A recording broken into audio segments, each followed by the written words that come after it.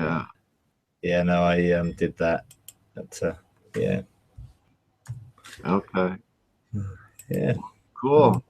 Well, we might as well start with something if anyone until someone else arrives. If they do, so carry on. Okay. Well, we had we're trying to meet with our beta group, um, the ones that are part of our our ecclesia here. We had 9 on last night. Hey Joe, how are you? Good, how are you? Good. Yeah, we had 9 on, including a guy by the name of Sean Conklin, who's a missionary over in Borneo.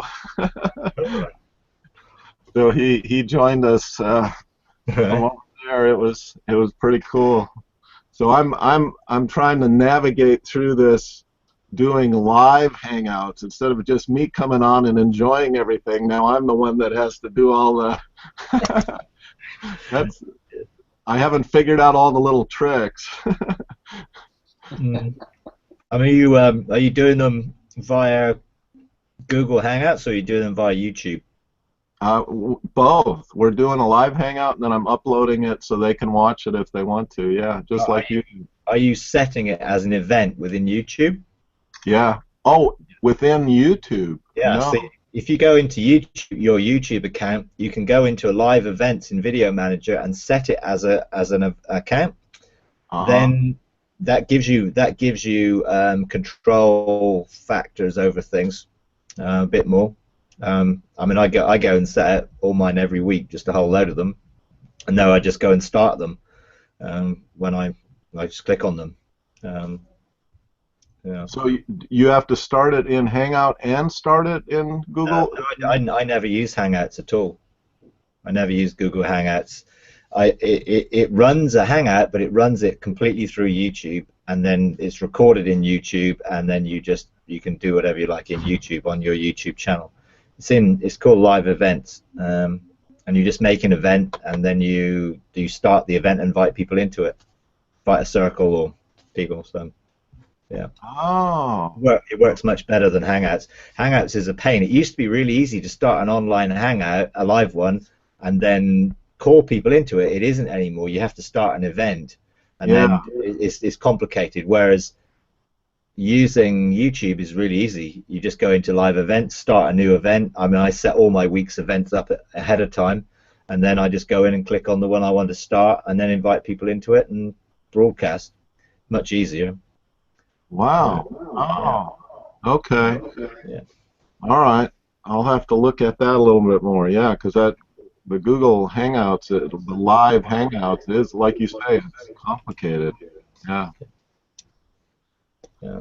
Nice. So what we're doing right now is through YouTube? Yeah. Yeah.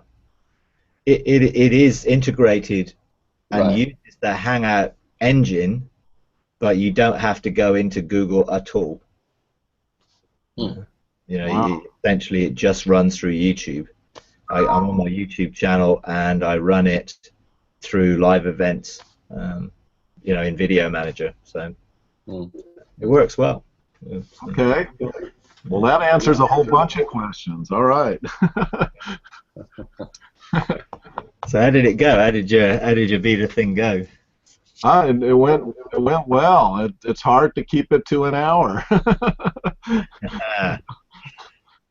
You know, everybody's moving along. In fact, that's a couple questions I had this morning were about that. You know, this was our second one, so we're trying to, you know, just see where everybody's at and be able to help everybody along. And you know, the biggest thing with most of the people, at least in the beta, they're fairly new to all of this stuff, and so they have a lot of the you know, the how to engage kind of questions, how do we get our mandate kind of questions, how do we you know, how do we recognize a mandate? Does it always have to be before the ark? Can it be another place, like in our garden, and you know, just stuff like that, where they're still trying to get through all of that. So. Yeah, I mean, I think to be honest, they're trying to look too far ahead, and they just need to establish the relationship. and out of that relationship, then the responsibility will flow. Without, you can find a mandate, but without no relationship, you have no authority. So the key is to establish how to engage God in your own spirit, engage Him as the source of the life that you need in everything, and then you can begin to think about, okay, what am I called to do? What am I authorized to do? Otherwise, the focus is in the wrong place. The focus needs to be on, if you can talk to God, hear Him, engage with Him, and open up that realm within your own spirit and have something flowing through you, so you're beginning to see a flow of heaven and the river of life and rivers of living water flowing through you, then that will be a deepening source of life. Ankle deep, knee deep, waist deep, out of depth, and bringing life wherever it goes. Salt water turned to fresh, streaming with fish, basically, just because that's the life of God manifested around us and demonstrating the kingdom on earth as it is in heaven. And we're all called to do that. That's our basic sort of daily thing, is to see an atmosphere of love and joy and peace and the atmosphere of the kingdom around our lives. And therefore we can begin then to do what the Father's doing. If we've got no flow through us, then we can see what the Father's doing and not do it, not be able to do it. So it's important to establish the relationship that enables us to know His heart, be intimate with Him, be able to engage Him at the river of life and tree of life and throne of grace, and experience those things so that we know our identity in relationship. Jesus was affirmed by the Father, "This is my beloved Son, in whom I'm well pleased," and that affirmed the pathway of relationship. Later on, when it was the transfiguration, it was like, "This is my beloved Son, listen to Him." Now He had a position of governmental authority because He has been obedient in outworking my purposes on the earth, and now I've glorified Him and I've given Him a place of authority. Now listen to Him, because He carries my government, and now He's authorized to act. And that's when, obviously, then things began to change significantly. And so it's important to establish the relationship, identity, sonship, that then will release the governmental aspects of that from the realm of heaven. And then, understanding mountains and mandates and scrolls and the priestly kingly function and all that stuff comes out of knowing who we are as His children. Otherwise, it just becomes out of step. I think that's the key. Encourage people not to run before they can walk. If they're not establishing the seat of rest and government in their own lives, then they're not going to occupy any authority place in the realm of heaven, because it has to be where the kingdom has to be manifested in us. God recognizes that, the angelic realm recognizes that God is on the throne, and then that opens the door for us to be able to operate in that responsibility ourselves in the realms of heaven. Because if He is on my throne and I'm in Him, then I am on His throne, but He has to be on my throne first. If He's not Lord of my life, then I have no ability to administer lordship. I have to walk in His ways and enter into friendship and intimacy that then will release the responsibility that comes from that. So, I would encourage people to just continue to build the intimacy and the relationship within themselves, within their own spirit, and where that connects to Eden, and focus on Eden rather than their own mountains, because that's the way it will work out. And that's the way they'll find that when they do begin to operate responsibly, that they will come out of the heart and relationship of God, and they will not be doing stuff out of for that relationship but out of it. And that's a big difference. You know, there will still be a lot of things built into people about do. I need to be doing because they're not in a place of rest. You know, and that's why there's so many questions about doing rather than being, because we have it conditioned in us to keep doing because that's what gives us value, worth, esteem, and everything else, because it comes from what we do. Well, the reality is it needs to come from who we are, and we need to stop thinking about doing and engage being, and doing will be a consequence of being. You know, not trying to be because we do, or getting our identity from what we do. You know, my identity is who I am as a son of God, not in any title I might have or anything else. It's in my relationship as a child of God that I know who I am in His heart. You know, and then once I really begin to fully know who I am, completely separately from what I do, then I'm free to do it. And you know, that's why I went through a 4-month period of basically dealing with my soul needing to know and needing to be involved in the process of needing to know what's God doing, why is He doing it, because my soul wanted security rather than trust. If I trust God implicitly, I don't need to know why. But when I trust Him implicitly, He reveals why. When I want to know it, He won't, because my motive for knowing it is wrong. My motive of my heart for wanting to know what God was doing when He said, "Be still and know me," or when He said, "Wait," or when He said, "Rest," my soul needed to know because it wanted the knowledge that would give it security, rather than the trust in the relationship with God, which just, it doesn't matter whether I knew, I could just completely outwork because I trust Him. And so if He says, "I'd like you to do this," I don't need to know why.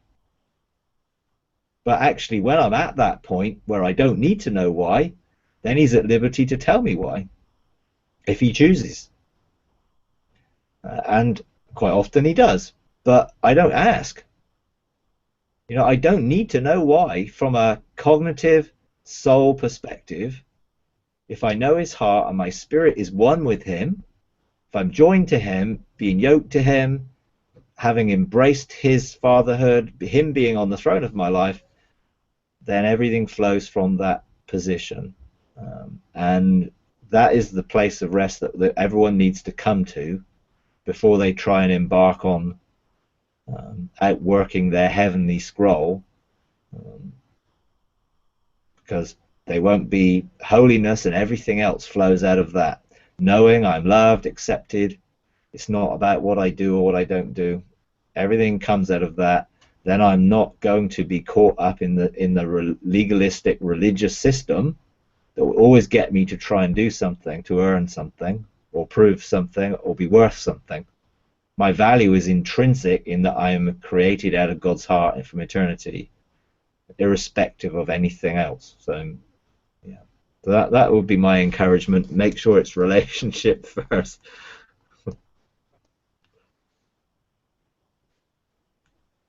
Yeah.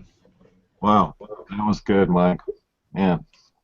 Okay. All right. Yeah. You know, so don't be tempted to answer questions that the actual manual is not covered. You know, because you're looking to help them work through the process. And if they're asking you about things that it hasn't covered, then they're focused in the wrong place. You know, and I think it's wise to help people to focus in. So, you know, when there's someone saying, "Oh, I want to know about Adventure 3," you know, I mean, I'm quite, in these settings, you know, I'm open to any questions, and I'll answer the questions as people bring them. When it comes to, you know, operate in terms of mentoring a group who are working through the manual, I think, you know, my encouragement would be to really keep focused on, you know, where are they in their walk? Where are they on the journey? You know, and if they start talking about, well, I want to find my mountain or whatever, you know, I would be asking, you know, have you discovered the mountain in your own spirit? You know, what's on the mountain there? Have you opened the first love gate every day? You know, are you in intimacy? You know, can you hear God's voice when you need to hear him? Can you talk to him in conversation? You know, can you do the basic things of relationship? Because when you can, everything else will be so much easier.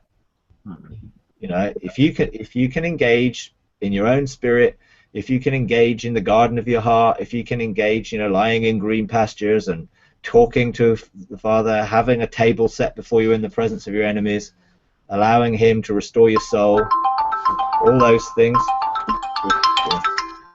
Sorry.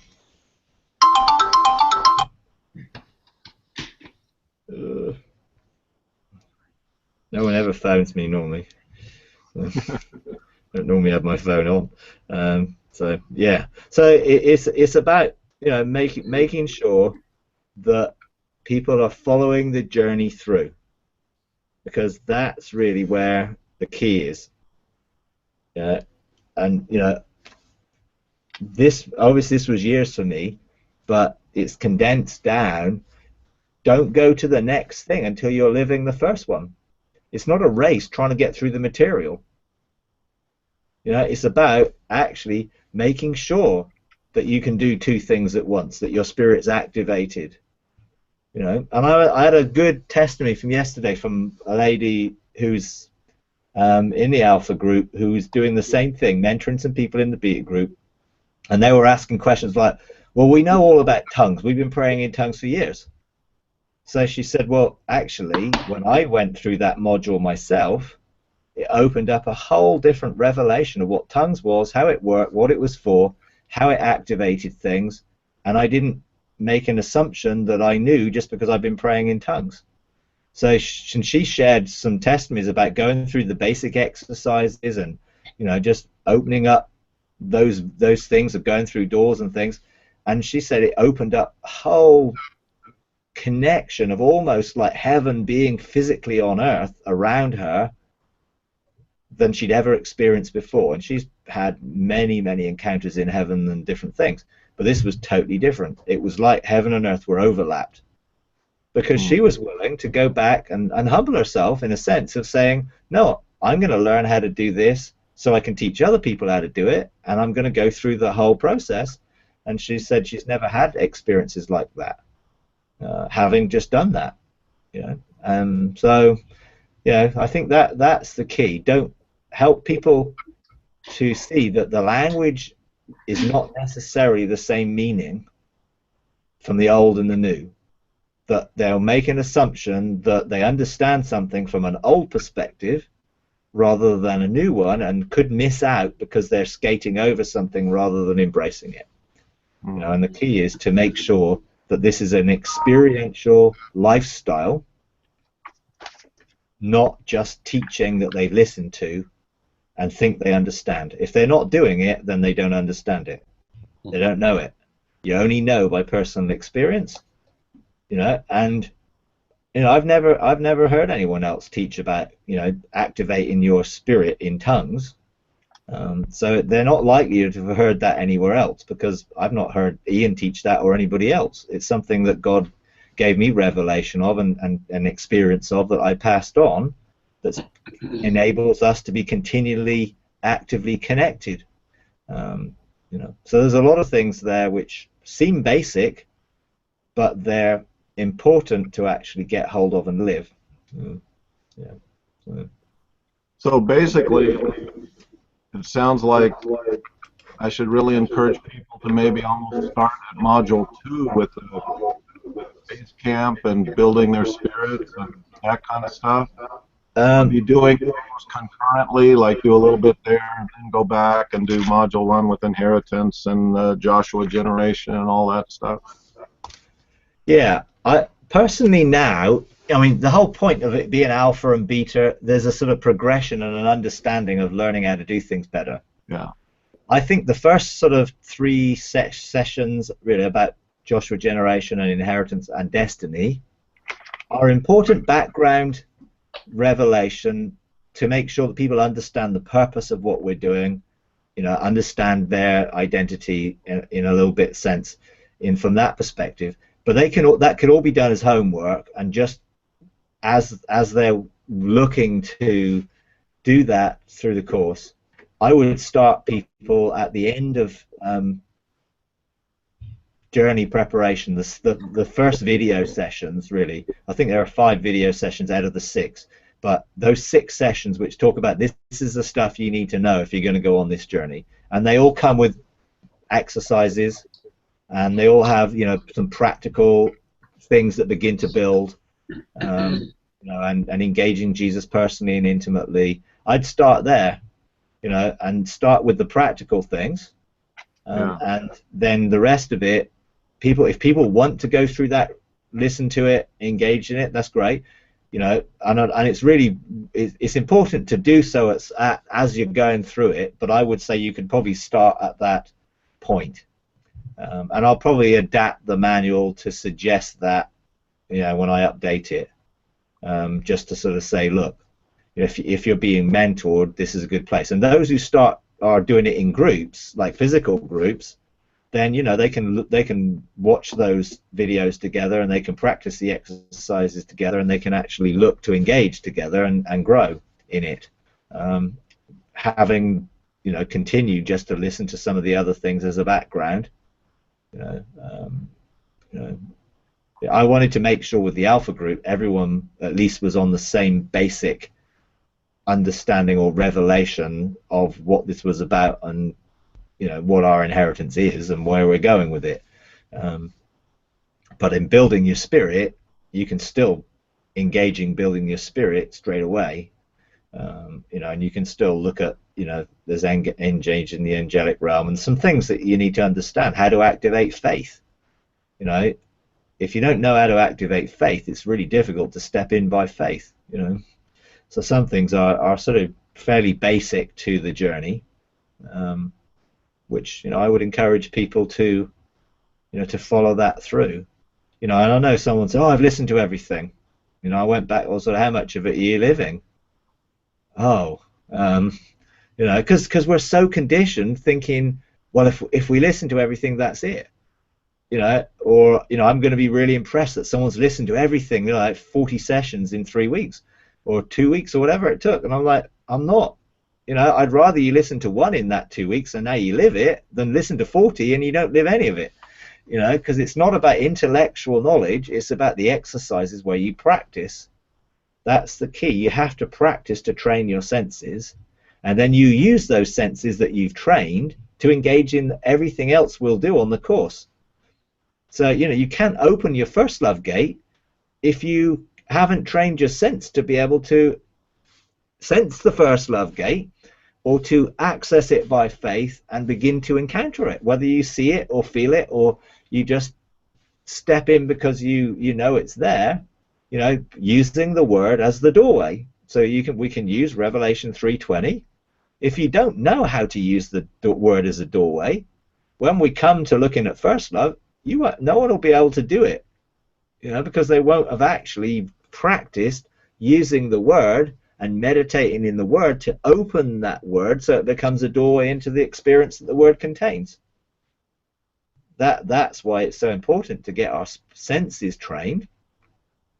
Then you can use those senses anywhere. I mean, it's like learning, being in school. When you first go to school and you learn, the 26 letters of the alphabet, and you learn 9 numbers plus 0, you then use what you learned there. Those 26 letters form every word, every sentence, every book, every magazine, everything that's ever been said and written are formed from those 26, well, in our Western culture, in English anyway, from those 26 letters. And every mathematical formula or everything in terms of function comes from those 9 numbers and zero. Everything. Whether it's the highest quadratic equations or the highest realm of quantum physics, it's still outworked from the same basic 1 + 1 = 2, and 2 × 2 = 4, and 3 divided by, 2 is 1.5, and, they're all basically the same. You use them as an infant and you use them as a postgraduate. So if you don't learn, you can't go to postgraduate without having an understanding of letters and words. And if everyone feels, well, yeah, but I don't want to do the kindergarten stuff, I just want to get onto the postgrad stuff, they won't be able to. And that's the bottom line. Or if they do, it will be involuntarily, only when it happens in certain occasions, rather than stepping in by choice and engaging by choice. So it's really, really important to get those basics, Hebrews 5, being training your senses to discern, and that is the key. And how do you train your senses? Practice. Just repetitious practice will get that as a pathway in your own spirit, your own heart, so that then it will be something you can walk into and outwork as part of who you are, because it will be, all the neural pathways will be connected to those experiences, and they will be everyone's individual experience, not mine. I don't want people to just think of my experience and try to have my experience, because it will never work. You can't have my experiences because I'm me, and I've had to follow my journey to get those experiences. You have to develop your own journey to get yours. Now, because I've listened to other people and other people have helped me on my journey, and that speeded my journey up, then people can listen to and engage in some of the exercises that I've learned to speed up their journey. You don't have to figure out the exercises, you just do them and then develop them into your own. Find your own scriptures, find how it works for you. Find out how, for you, what are the best ways which you will find that you can engage with God. And that might be slightly different, but it will basically be carrying the same principles, that if you practice, they will become yours rather than mine. And that's my desire, that everyone finds their own pathway, their own relationship, their own understanding and experience of intimacy, that then they can live that out. And that is never going to come by just listening to a few messages. It's only going to come by developing personal daily relationship and give God quality time, and don't try and shortcut the journey. It's never going to happen by having someone lay hands on you. It's just not going to work that way. It comes through personal development of our spirit in relationship with God that flows out, and that will give everybody the same basic way. It doesn't matter whether you're a university professor or whether you didn't even finish high school. It doesn't matter, so long as you can put the letters together and the numbers together and you can practice, then there is no benefit in intellectual knowledge. In this, really isn't. Intellectual knowledge won't do it. In fact, intellectual knowledge can hinder the process because it can inoculate you against the truth. I always remember Bill Johnson saying that, people listen to a sermon. He was saying, we were teaching and preaching about, our responsibility for the poor and how the early church ministered to the poor, and it's so important that we're give away and we're generous and we think. And it's like he said you saw those people who their spirits leapt at it, and they immediately looked at how could they be involved, what could they do, how could they support this. And then you saw others who'd heard the last time that we preached that message, and they were, oh yeah, and they were inoculated. They thought they were doing it because they'd heard it and they agreed with it, but there was no practical outworking, because faith without works is dead. Hearing the word of God without doing it is the same. It just inoculates you, so you're inoculated against that truth because you think you know it, but you're not doing it. And so much of the religious system is about knowledge without revelation that brings action. Yeah, I know that. Are you doing it? Well, no. Well, then you don't know it. You don't know what you don't do. You know, you have to have personal experience. Otherwise, it's not knowledge. It's information. And I would say 99% of the majority of people have information that they've assented to and said, yes, I agree with that. And they don't live it. You know, I don't count, you know, loads of times how many people in counseling situations said, well, I know it in my head, I know it there, but I don't know it in my heart. Well, how do you get it from your head to your heart? Well, you have to meditate around it until you experience it. Then you outwork it and you live on the foundation of it rather than the idea of it. You know, you can't live on an idea. You know, you have to live on the experience. That's why it's called a testimony. My testimony is what I've experienced, not what I've heard. You know, and that's a major challenge for the old order of things, because all they're encouraged to do is listen and hear and not experience. You know? So anyway, there we go. Mike, I can, you know, as you're talking,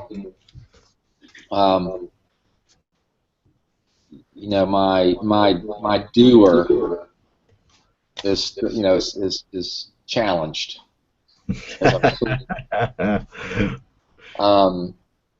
You know, because what I do here, and I think I'm starting to experience, you know, like to your point, it's relationship, responsibility flows out of relationship, doing flows out of being, action flows out of rest. Yep.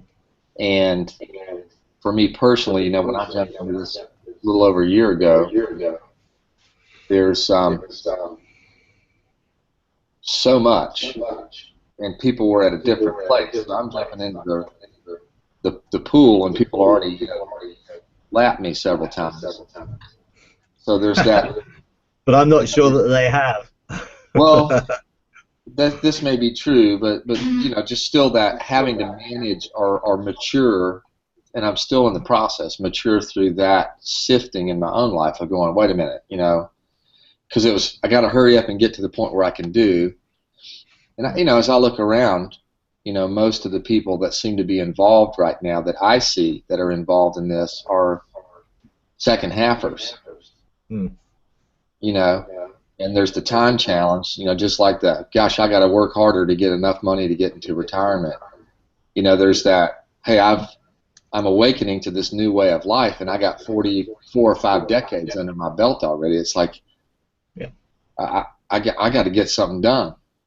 So there's that natural propensity to go there, and I feel like I've circled back a little bit, and I'm settling down and more in focusing on the relationship.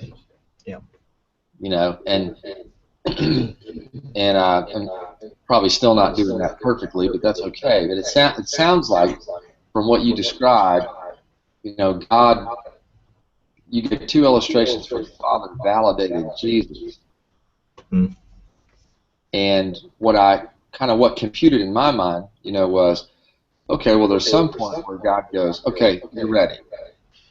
Identity's there, sonship is there. Let's go start doing. 30 years old, let's go start doing. I'll show you what to do. So practically, then, you know, it's getting ourselves to focus on and mentoring others to focus on living sacrifice, gateway, spirit building. Don't be in a hurry. And at some point, you'll be ready. Well, yeah. Although in the relationship, there's bound to be some revelatory direction that you get.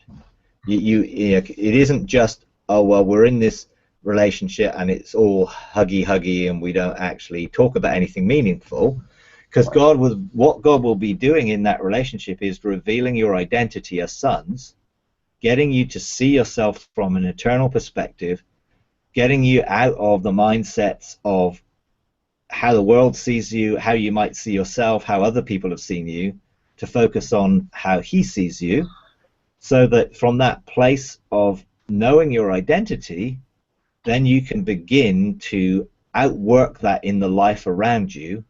And that's the key place to start.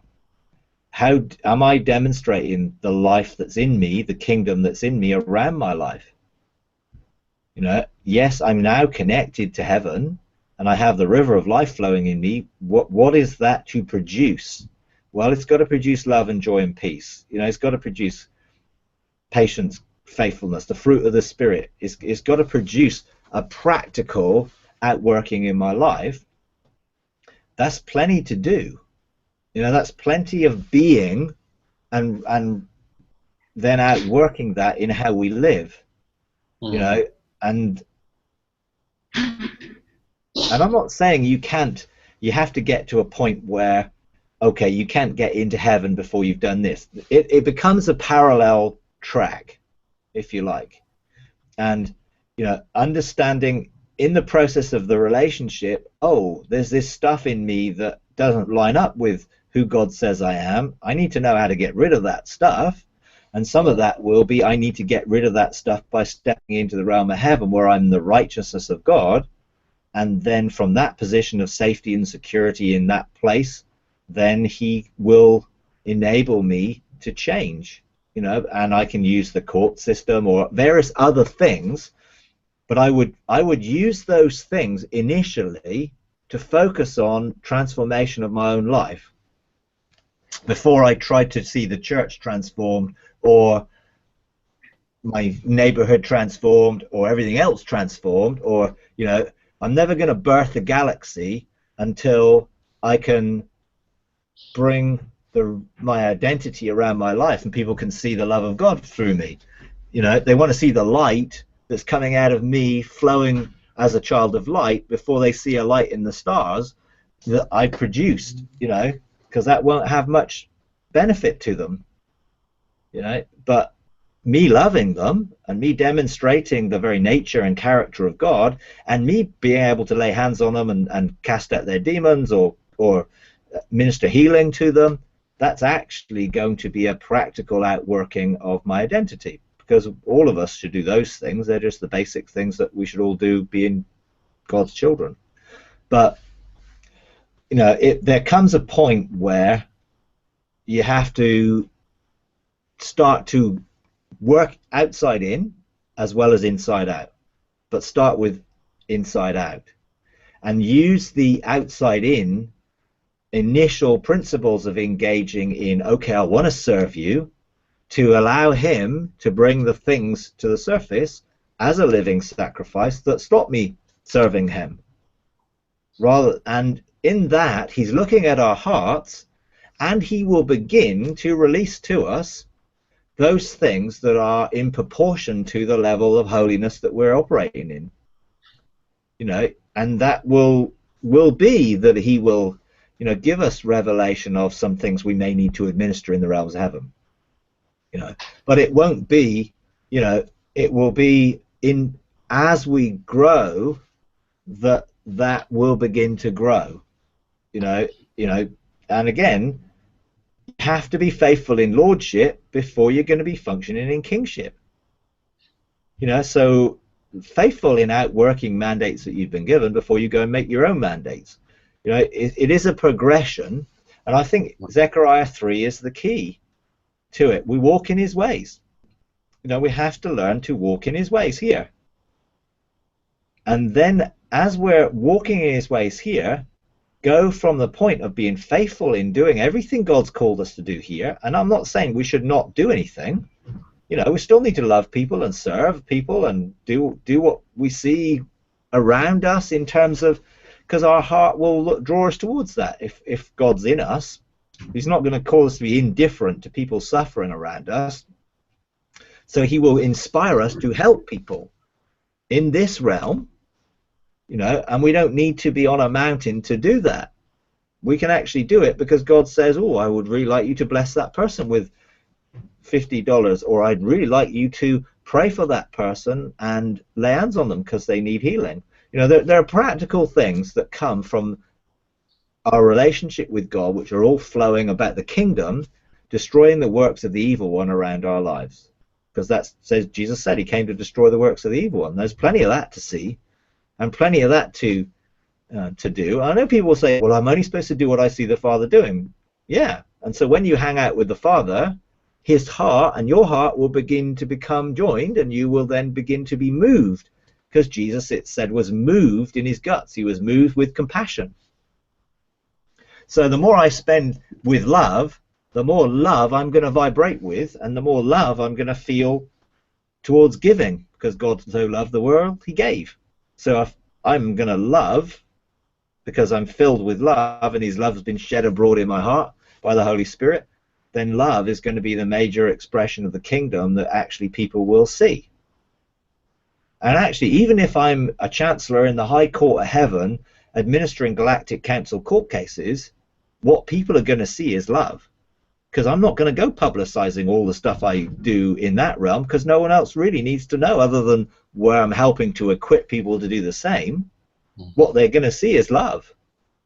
You know, and actually people around the world who I'm engaging with in this are not going to necessarily see that love in this way that people here would.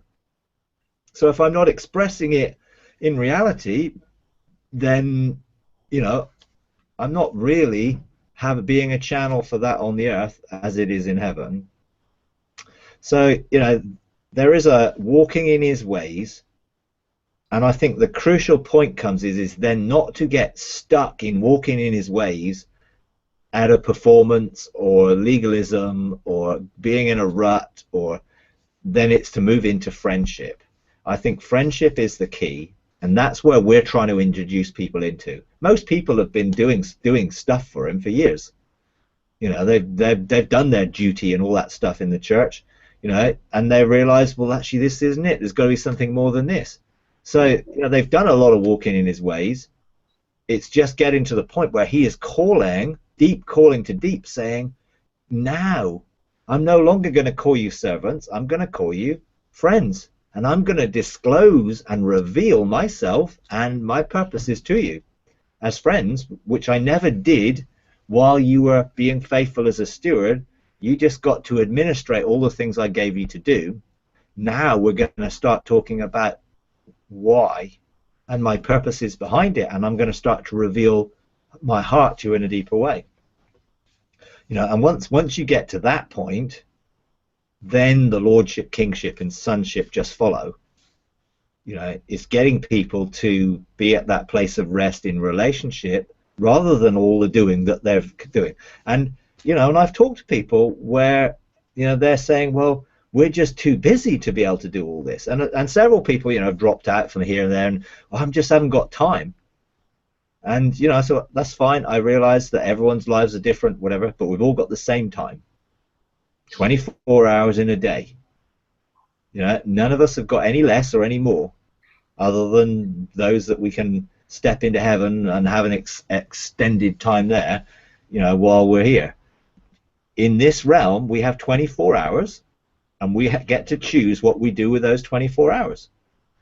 And, you know, and if someone has not got time to develop intimacy or friendship or relationship, then they've got no time to be a son.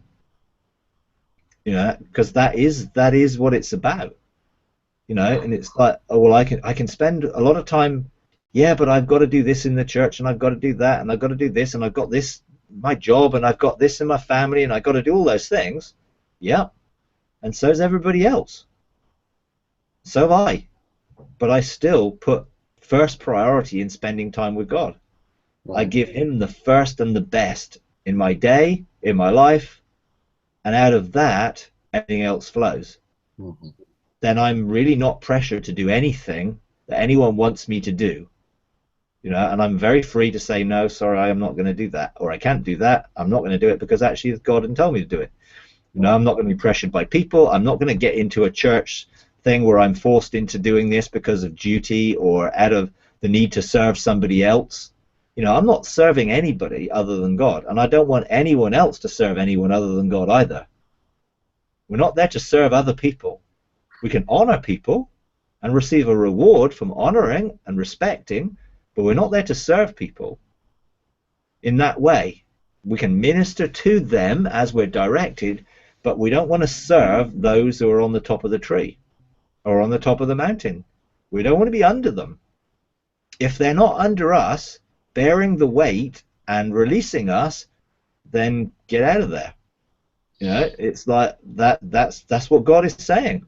Don't stay in a place where someone is your covering and they're over you and they're not supporting you and releasing you, because you're going to be totally restricted by serving them and their vision rather than them releasing a blueprint that you can be part of and you can be part of growing and developing because you're a living stone. Completely different dynamic of how things work. Right. Yeah. So here's what I hear, or what's formulating in my mind. You know, as I'm navigating myself through this process or the journey, you know, it is a journey, not a program. Yeah. And there's the program orientation that's in me, and I'm sure many others, just by virtue of where we're at culturally. Yeah. But in the journey, there is a point where each individual, you know, gets to a place in relationship where it's relationship and a little bit of doing, more relationship, a little more doing, more relationship, a little more doing. It's not static. You graduate from relationship and you move to responsibility. But that point is different for every person. Yeah. It's not just when you. I know I'm stating the obvious, but I'm just hearing myself talk.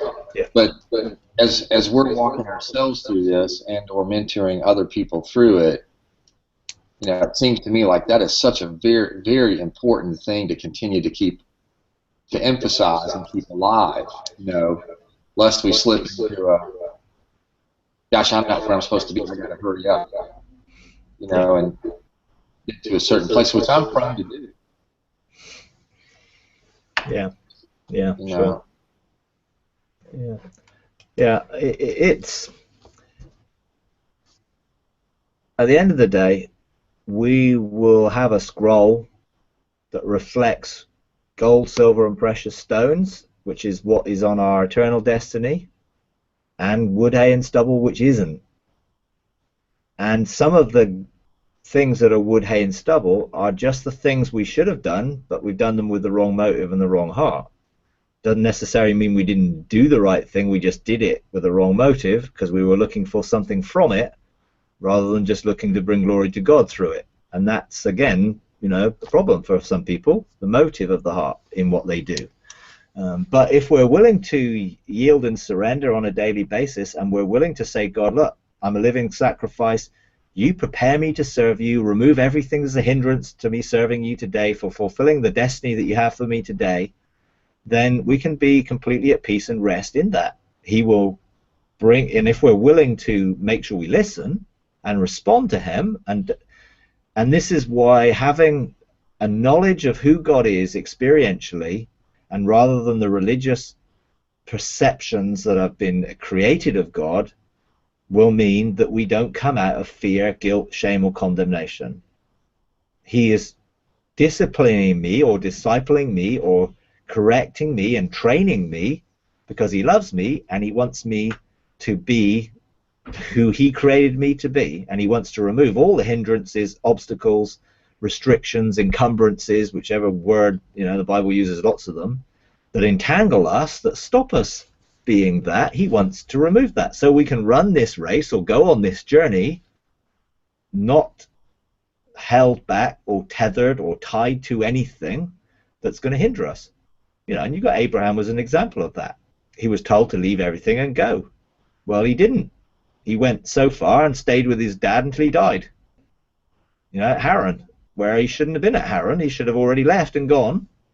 And then he took some of his family with him that, again, became an issue and a problem because he was told not to. But he did.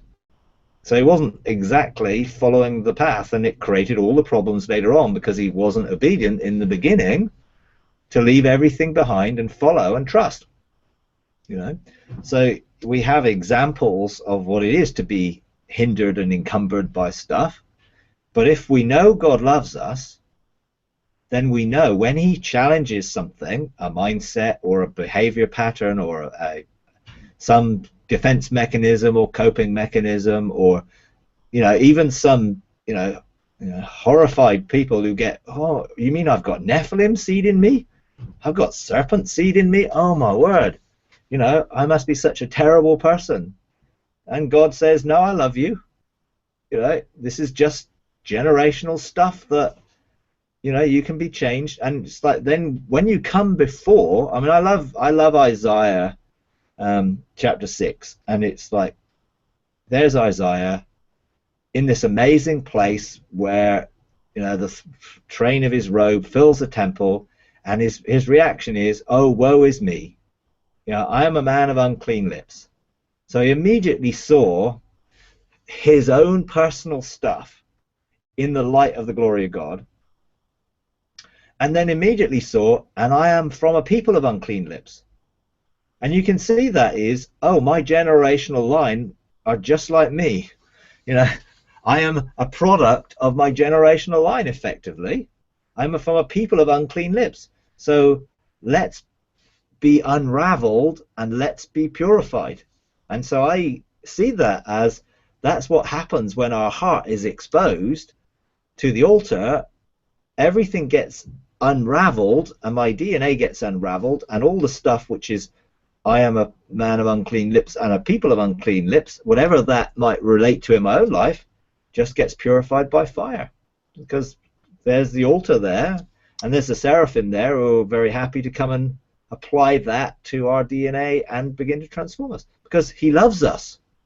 He's invited us into his very presence, even though we were unclean and everything else from an earthly perspective, and from maybe even a DNA perspective. But actually, from a righteousness perspective, I'm loved and accepted and made righteous, so I can just run into his presence and embrace forgiveness and healing and restoration and all the stuff, rather than going in the bushes and trying to make amends and cover up and do more religious stuff, which doesn't get us anywhere, and get into dead works, because I don't know him. And those that had the talents and used those talents to bring glory to him were those who knew the true nature of the Father. The guy who buried his talent in the ground and said, you're a hard taskmaster, and I've heard you reap where you don't sow, and you do all these things. Where did he hear that? Certainly not from the other two guys. So whatever view he had of God being like that wasn't true, because he believed the propaganda and publicity of the enemy. Unfortunately, most of the enemy's publicity comes from Christians rather than anything else. They do most of his publicity for him on how bad God is and how bad the church is. So we need to know and have an intimacy with God that knows him, knows his love, his acceptance, knows that it is his kindness that draws us to repentance, knows that there is no punishment in him, but there is correction and discipline, because he wants us to be like him, and he wants to conform us to his image by transforming us by the renewal of our mind as we yield to that image. So we've got to keep looking in the right place. Keep looking at who he is, and then we see who we are in that reflection in him. So we find out who we are. We see his thoughts about us. We know because he talks to us and he shares how he sees us and all those things. And then when there's this, oh, there's this stuff that you need to sort out today, hey, I'm willing to repent, renounce it. I'll take it to court. I'll get the judgment of God. I'll do whatever, because I know I'm loved. I feel no guilt or shame. I just want to be different. So I let it go. I don't hold on to it. I don't pretend. I don't wear a mask. 5 years ago, God gave me a quest. Well, Enoch did in a place, gave me a quest to remove the masks. That was the quest. And I'm sort of at the point thinking, what am I supposed to do with that? What's that mean? And it was just like, over a period, it became clear that that was the religious masquerade that people had in their relationship with God, which just kept them in bondage into religion rather than the freedom of relationship. The veil, the mask, the darkness that hinders people knowing who they are. And so, a lot of what I did in the transformation series was about helping people to see themselves and not have to hide behind a mask of religiosity or works or anything else, and could just be themselves. And then, having sort of outworked that quest, he gave me another one, which was to now remove the masks on the church. And that was a bigger challenge, but in reality, it's the same thing, removing what the name church is in the way the world perceives it and how it's got that perception, so that we can really see the true church and the true ecclesia. And that is a challenge to all what the church is, and all those mountains and all those wilderness ministries and all the people who've built empires and all that stuff, rather than being foundations. That's what it is. And God is exposing the true from the false. And and some of the things he's prophetically called me to do, and some of the things I've released over the last few years, has been a challenge to that system, to see this is what the reality is.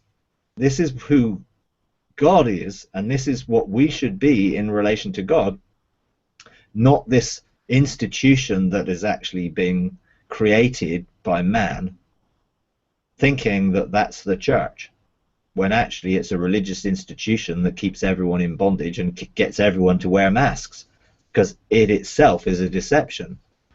We need to see the true ecclesia of God released, and that's God's people gathered together around his purpose and blueprint to outwork their destinies in freedom, administrating his government in the full faces of God as the order of Melchizedek.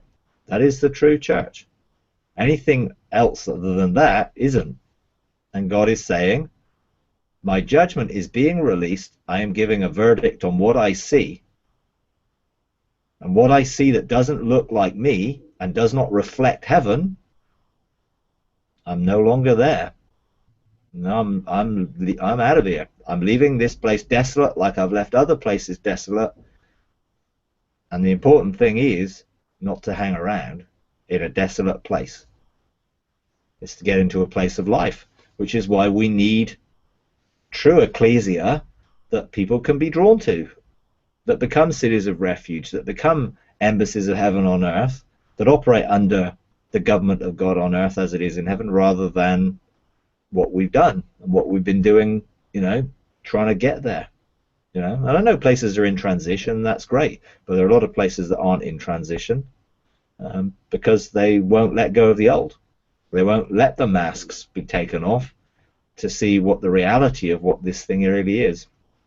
But God's going to take them off anyway, so I'd rather be proactive and cooperating in what's coming than resistant, my thing. But but God is a God of love, and he's always calling people. He doesn't stop calling people. He's still calling people into intimacy, which started many years ago, the call to intimacy and to come into fatherhood and sonship. There are millions upon millions within the institution that have never heard that call, but they're going to, because God is going to continue calling. Their response is what they'll be held accountable for, but God is going to call. God is going to call for the removing of stumbling blocks and continue to call, and he's going to release judgment, and he's going to call those out of the old into the new. He's calling. He's calling people to come to him. We're in a place where we're on the edge of that call becoming something a little bit more direct, I think. But you know, it's a good place to be. I'm seeing this call go out. You're seeing more and more people hearing it. And we're just at the beginning of that. So God's doing some great stuff for those who embrace it. It might not seem so good for those who don't. But that's just how you look at it. Some people see something half full, some people see something half empty, depending on their perspective. We need to see things from God's perspective rather than an earthly perspective. And that does change how we engage God. And that's what we have to do. We have to see people broken through from the religious deceptions that are keeping them locked up and in bondage to all these things, doing and performance and serving other people's visions and all those things, into a personal, intimate relationship with God, where they have an open heaven and where they hear God for themselves, and where they can every day do what they see the Father doing and have intimacy with Him in relationship.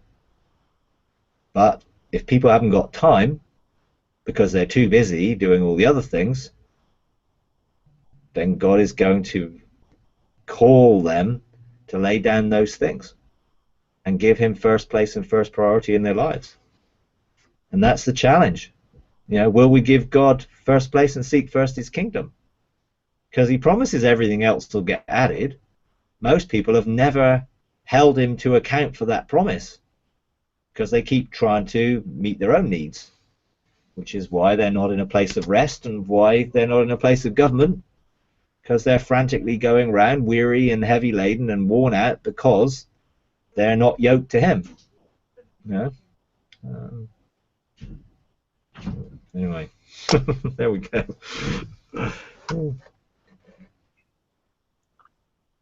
Wow. Okay. Very helpful. Yeah, very. Okay.